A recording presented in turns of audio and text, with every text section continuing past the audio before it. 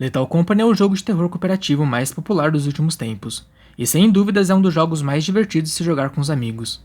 O jogo, que surgiu assim do nada, acabou se tornando um sucesso absurdo, e praticamente todo mundo está fazendo conteúdo sobre Lethal Company. O jogo ainda está em fase de desenvolvimento, e já ganhou diversos prêmios, e se tornou um dos jogos mais vendidos da Steam, e por incrível que pareça, foi desenvolvido apenas por uma pessoa. O jogo recebe atualizações frequentes, trazendo novas criaturas, novos itens e expandindo a lore do jogo, que ainda continua sendo um grande mistério.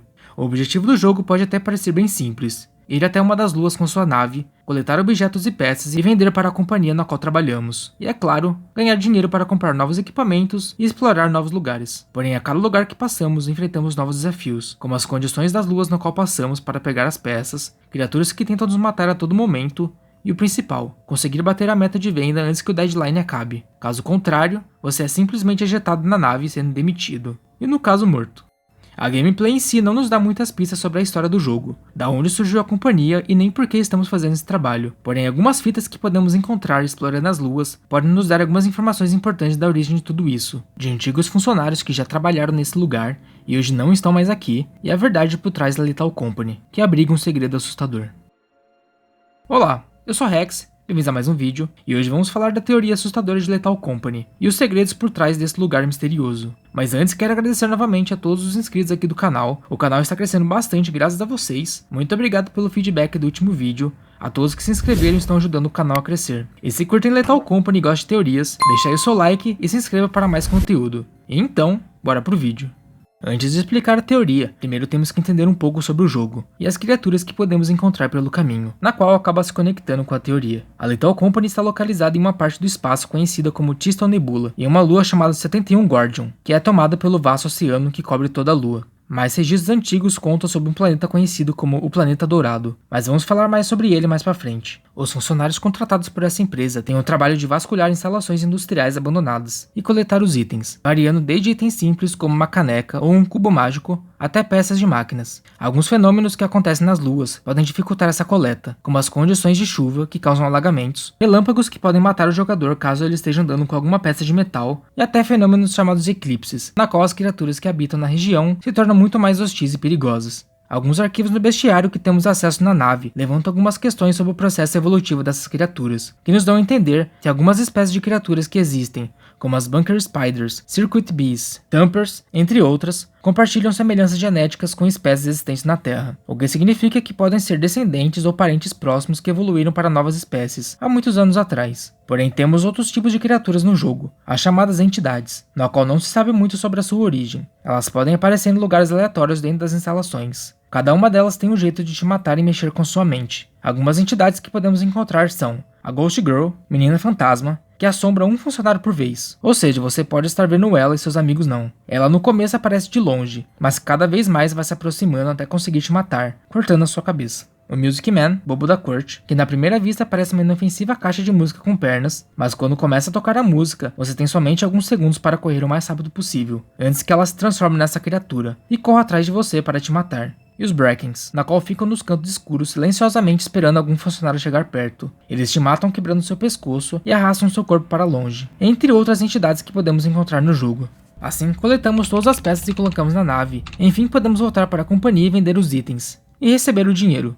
Assim que chegamos na lua, pousamos em uma plataforma de carga grande. O lugar é coberto por oceano e parece ser um lugar deserto e estranho. A única coisa que podemos ver são containers por toda a área e uma muralha gigantesca. Quando nos aproximamos dessa parede, não há nada além de um balcão e um sino. Colocamos os itens e tocamos o sino para finalizar a transação. Porém, somos recebidos pelo chamado monstro da companhia, também conhecido como Jeb. Não conseguimos ver muitos detalhes dessa criatura. Ele aparece com seus tentáculos e puxa os itens depositados, e logo após o dinheiro é acreditado em nossa conta. Precisamos tomar muito cuidado com essa criatura. Não fique por perto quando ele for puxar os itens, ou isso pode te acontecer.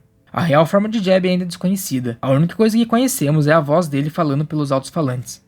Ao seguir explorando as regiões, podemos encontrar em alguns lugares escondidos as chamadas fitas de registros. Podemos pegar para obter mais informações sobre a história do jogo. Ao coletar essas entradas, podemos rodar no terminal da nave, digitando a palavra Sigurd. E é aqui que as coisas estranhas começam a acontecer.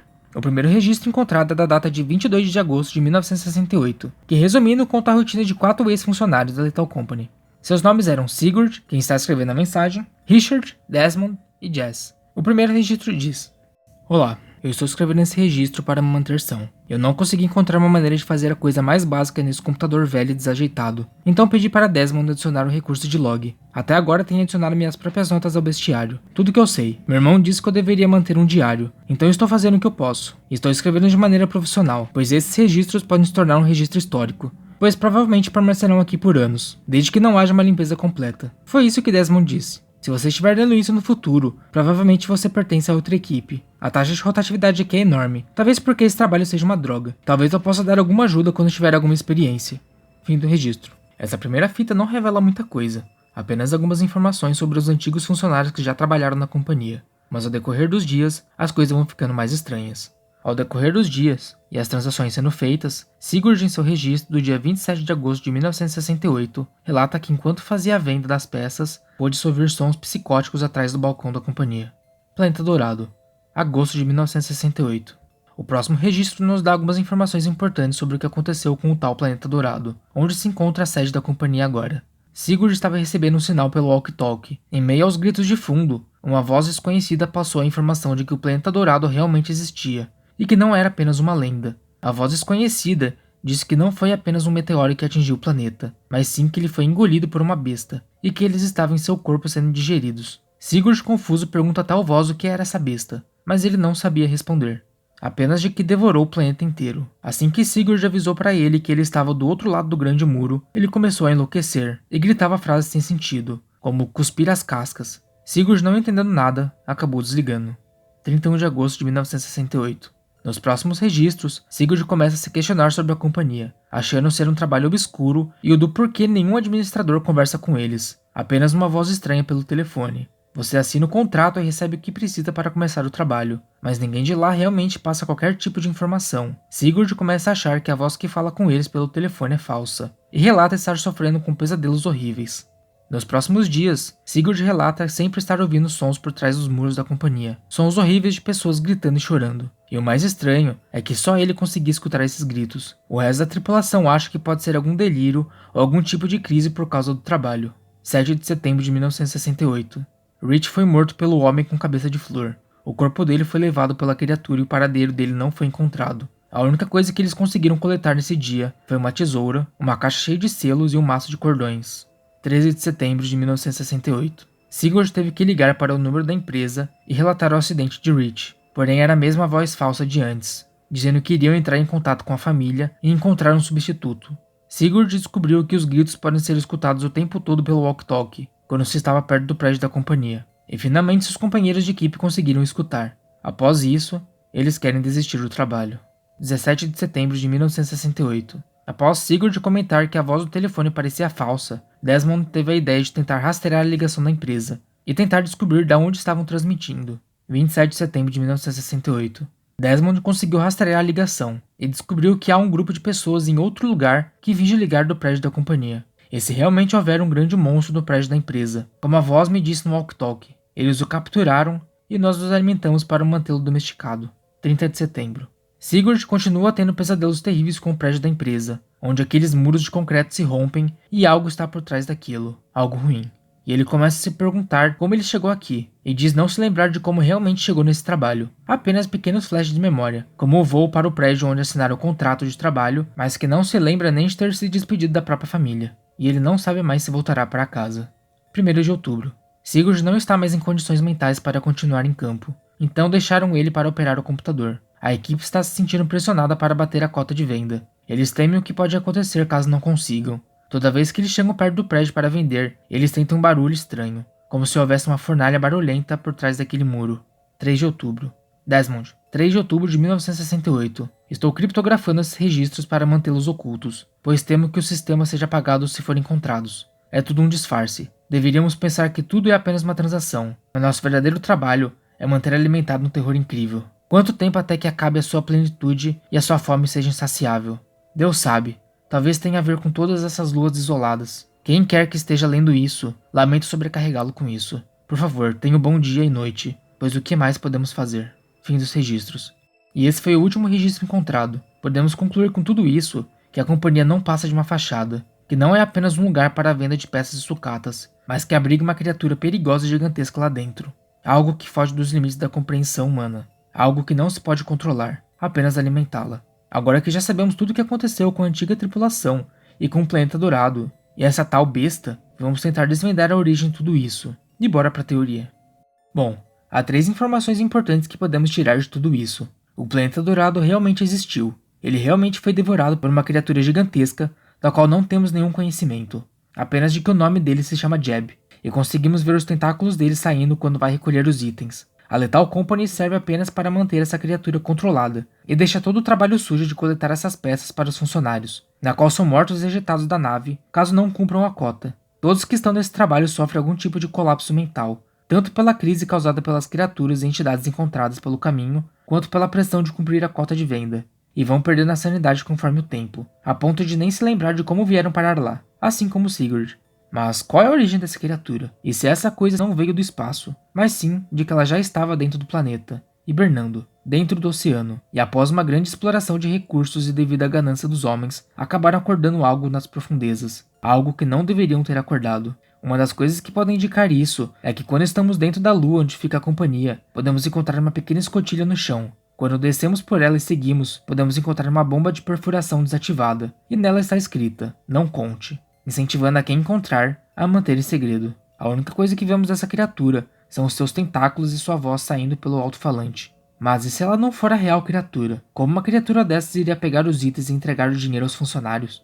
E se for apenas alguma espécie de mecanismo robótico, que foi criado apenas para fazer as transações e enfim entregar a real criatura, pois nenhum humano se atreveria a chegar perto da real besta, pois todos que se atreveram a chegar perto tiveram suas mentes dominadas e perderam totalmente a sua sanidade. E por fim enlouqueceram, tanto que a real companhia se localiza fora do sistema em que estão, e apenas essa voz falsa e robótica é quem passa as informações. E se a real besta for algo além do tempo, algo que pode enlouquecer a mente das pessoas apenas pela sua presença, e que pode se manifestar através de pesadelos e alucinações. Uma criatura muito conhecida que se assemelha a essa descrição são as criaturas de H.P. Lovecraft. Para quem não conhece, H.P. Lovecraft era um escritor norte-americano muito conhecido por dar origem ao chamado terror cósmico, que nos traz várias entidades que são consideradas como os deuses antigos, seres muito além do tempo e do espaço, que apenas a sua mera lembrança é capaz de enlouquecer os homens. Um desses seres que, assim como a criatura de Lethal Company, hiberna nas profundezas do mar, é o chamado Cthulhu.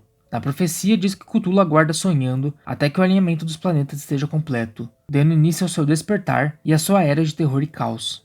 E que mesmo adormecido, consegue manifestar seus pesadelos às pessoas, fazendo assim elas enlouquecerem e adorá-lo em cultos secretos antigos. E se as entidades que vemos durante o jogo, que aparecem para nós, são fruto das alucinações causadas por essa besta, que mostra que a cada dia a nossa sanidade vai sendo tomada. Isso explica um pouco porque o design das entidades estão tão desconexas com as criaturas reais que vemos no jogo, como uma caixa de música, um soldadinho de brinquedo com uma arma e até uma garota fantasma. A besta pode ter o poder de criar essas ilusões e entrar em nossa mente, causando pesadelos terríveis até beirar a loucura, como aconteceu com Sigurd. Há muita semelhança entre o ser Cthulhu e a besta de Lethal Company. O jogo ainda não nos traz a verdadeira origem dessa criatura, e como a muralha de concreto foi colocada sobre ela, mas assim como o deus Cthulhu, é só uma questão de tempo, até que tudo seja colocado abaixo, e o despertar dessa besta finalmente possa começar, trazendo a sua era de terror. E essa foi a teoria de Lethal Company que eu trouxe para vocês hoje. Espero que tenham curtido. Se quiserem mais atualizações sobre essa teoria, deixe aí nos comentários o que você achou. Se tem alguma coisa para adicionar ou corrigir, bora interagir aqui nos comentários. E não se esqueça de deixar o seu like, se inscreva para ajudar o canal. Valeu e até o próximo vídeo.